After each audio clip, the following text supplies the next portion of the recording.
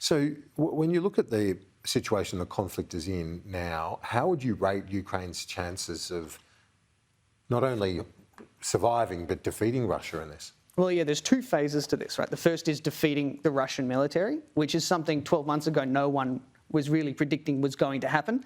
There were a lot of people who thought the Ukrainian military would collapse in 3 days. Certainly that's what the Russians were planning on. However, that didn't happen. The Ukrainians impressed the world. The Ukrainian army today is larger, stronger, better armed and better equipped than the Ukrainian army of 12 months ago. With more tanks coming. With more tanks coming. And even today, their artillery rates of fire, the amount of ammunition that they were able to spend each day are orders of magnitude higher than they were 12 months ago.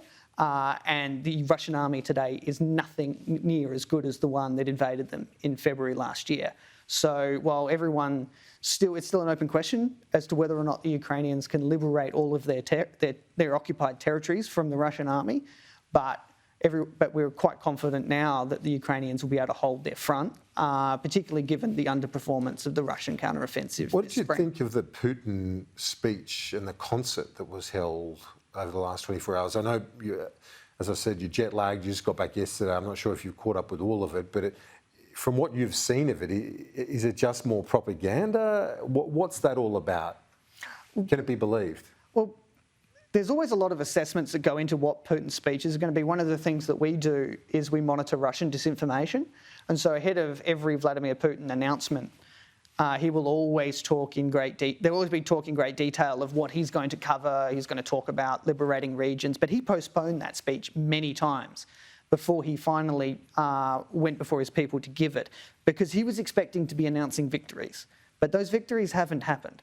And so what we get from Putin is a man who's under a lot of pressure.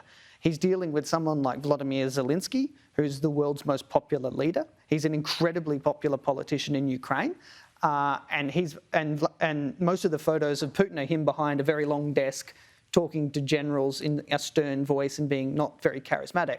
So he's under pressure from his public and from his advisors to be more public and be more open in his communication. So he goes out and gives a large speech. But those speeches are not particularly his native terrain. He's not very good as a public performer. He's really better at influence.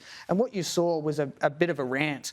And the main thing that he was speaking to there was not military capability, but he's really speaking to an audience of fellow travellers. That's why he's talking about social policy. It's why he's talking about American culture. It's why he's talking about transgender people in the United States, because he's trying to radicalise a particular section of the US electorate, knowing that there's a presidential election coming up. Yeah, right. Interesting.